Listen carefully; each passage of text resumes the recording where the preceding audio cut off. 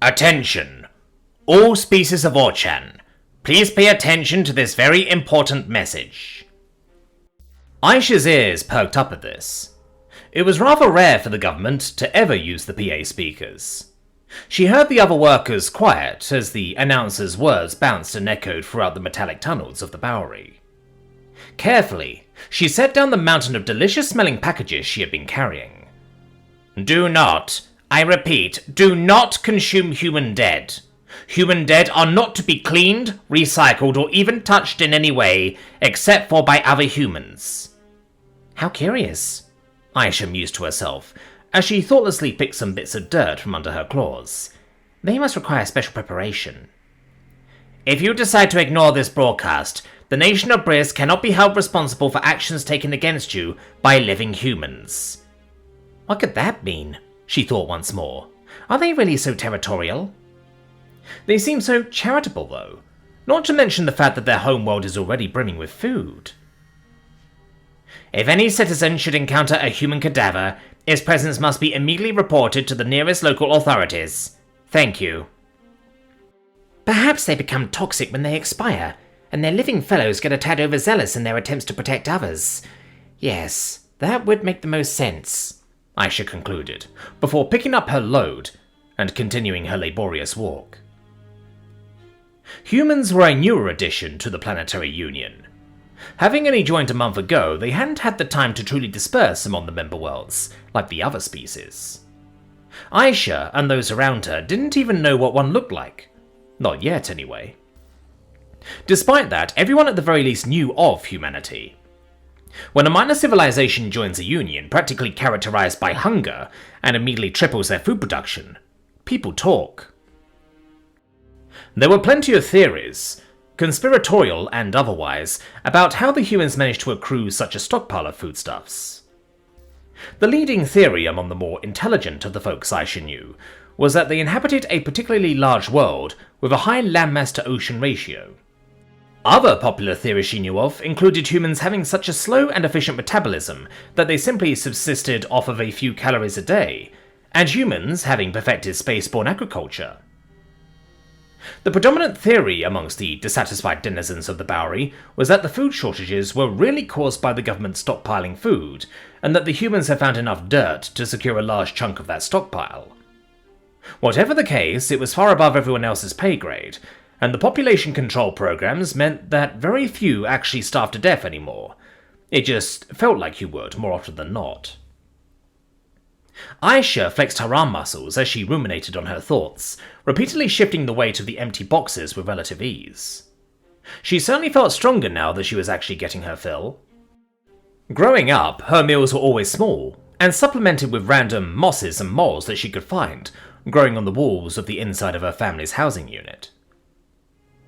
The systematic capture of icy comets had always allowed most folks easy access to water, even on worlds where it was so scarce that the wider Union could hardly believe sapient creatures existed. Most folks used their spare water rations to attempt to grow small algae farms for additional sustenance.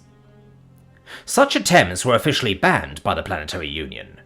Too many people had gotten sick from growing the wrong kind of algae. Nobody actually ever bothered to check for illegal growths, though, so most folks just risked it. When they eventually died, the Union officials would look at their green water tanks and say, "These greedy slugs tried making more food on their own and poisoned themselves."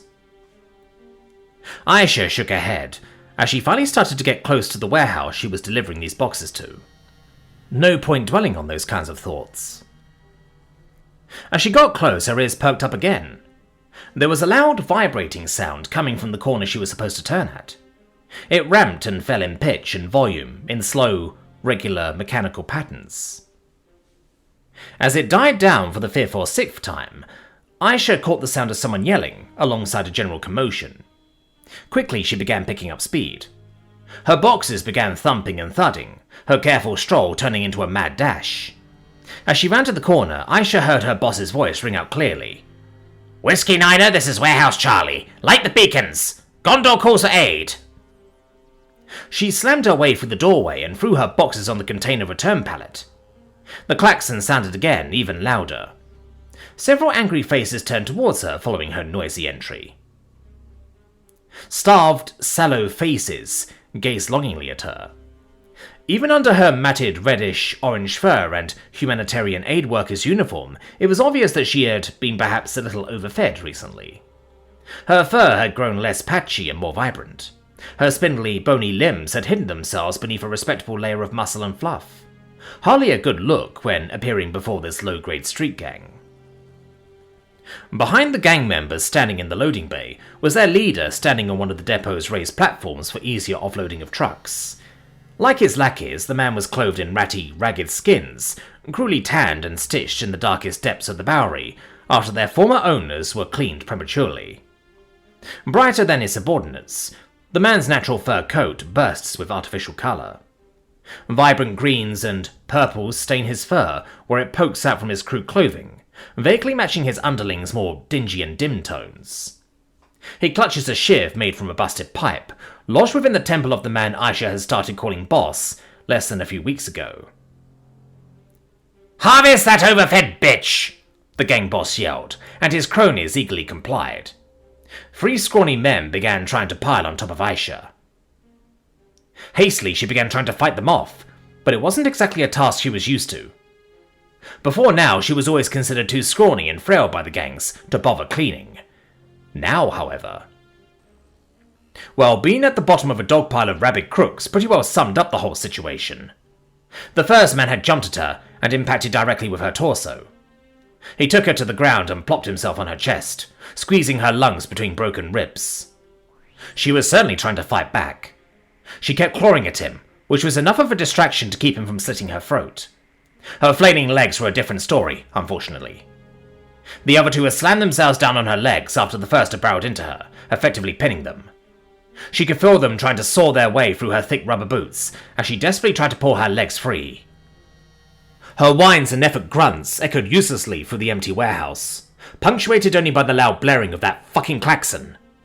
She could feel their blades slowly working their way through the flesh around her ankles, and the man on her chest had managed to slash her arms more than a few times.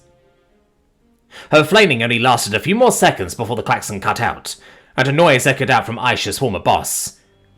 "Breeze Auction Warehouse Charlie, this is Strike Force Whiskey Niner. The beacons are lit and Rohan will answer," a voice called through mild static. The noise distracted the gang members for just a moment, and in that moment, all hell broke loose. A low roar echoed in from the open doorway. A mixture between rapid thudding and a continuous rolling of thunder sounded from outside. A gang member tried to rush over to the door and slam it shut. Too little, too late. "Hostile ID confirmed! Open fire!" With that command, both the door and the gang member were shredded into inedible pieces. Bone shards, door fragments, and organ contents likely tainted what little flesh remained on the man as he crumpled to the ground. "It's the Red Poppies! Easy ID! Confirmed! Keep moving, only 2 workers! Red Fox and Jolly Joseph!" With trained precision, bipedal figures in full tactical gear poured from the doorway, but Aisha was fading fast. She could just barely make out the wet thump of bodies falling on top of her, and the faint calls for a medic, before fading into a quiet bliss. She was dreaming of feeding all the little kiddos from around the block. She kept tearing off pieces of herself to give to them. First, some bits of her mangled paw, then her nearly severed feet. Bits of her legs followed, and just as she was about to start on her thighs, she woke up. With a start, she bolted up. "Whoa there, hotshot!" Someone immediately called out from beside her. "Take it easy." Quickly, she took in her surroundings. Everything was cold, hard, metallic, and unfamiliar. Strangest and most disturbingly of all for Aisha, everything looked clean. It was a sight almost entirely foreign to her. "What is this place?" she practically yelled to the man, clad in all blue beside her. "Take it easy. You're in a hospital. You're here to get treated." "Hospital?" "It's a place for you to recover." "Okay. Who are you?" "I'm Corporal David Atterman. Can you tell me what your name is?" "Aisha." "All right, Aisha. Can you tell me how you're feeling?" "A little confused." "That's understandable, given what you went through," the man replied calmly. "Could you explain to me what happened?" "Well, I suppose I can. Whenever you're ready. Well, I was hauling some empty food crates back from one of the new distribution points. I stopped to listen to the announcement for a moment on the way back. I see. Anything else? The man calmly replied, scribbling some notes on the tablet he had seemingly produced from nowhere. There was an attack. I don't think the boss made it. And do you know who was behind the attack? It looked like it was the Rat Puppies gang. Alright, writing that down. For confirmation, could you tell me your boss's name and species? I just called him boss, but I heard some folks call him Joe. Or was it Joseph? And species? Never asked, and I wasn't familiar with it. I would say it was the same as you, though. I see. I'm sorry, I don't really know too much about him. I was mostly out on deliveries all the time. That's alright. Could you tell me about the organization you work for?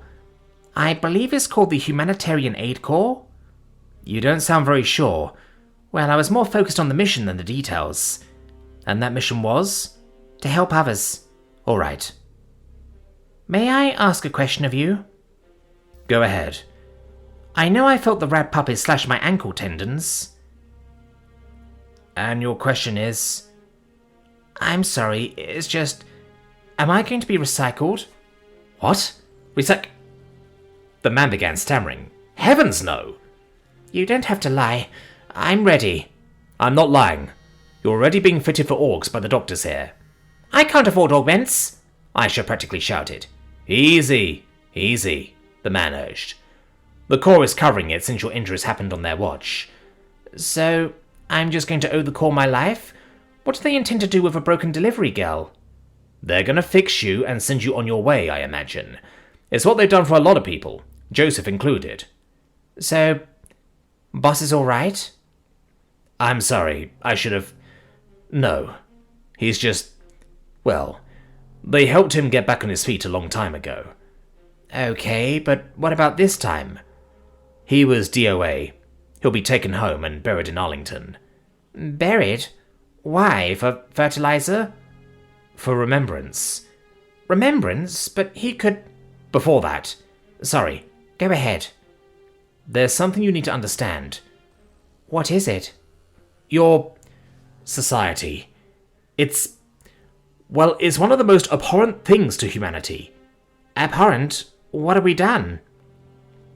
I feel I need to preface this by saying that it has nothing to do with the species or individuals within the Union. What we find abhorrent is the circumstances. A society so driven by hunger that its citizens perpetually teeter on the edge of starvation, and whose citizens resort to cannibalism so readily, is deeply disturbing to all of us. I understand the sentiment, but these actions are vital to our survival. That may be so, but they have not been vital to the survival of humanity on this scale. We focus on producing enough food and having the proper logistical networks to make sure that everyone stays fed. When one of ours dies, we cry for their passing, and we celebrate the life they once lived, just as you do. But to then treat the corpse in such a utilitarian way, is just beyond us. That is why the Humanitarian Aid Corps exists, to prevent this destitution. So then, why do we still operate the way that we have? Because the Corps is still in its infancy, and tradition is a bitch to fight. What happens when the Corps reaches adulthood? Hopefully peace. A society that has the proper resources and networks to care for its citizens. May I ask one final question? Fire away. If the Corps needs all its resources dedicated towards growing into adulthood, why is it wasting some of those resources on me? Because in the Corps' eyes, it isn't a waste. The Corps isn't here to save as many lives as possible. It is here to save every life. No man or woman will be left behind. Even the rat puppies? Even the rat puppies, the man smiled. Maybe not until they're housebroken, though.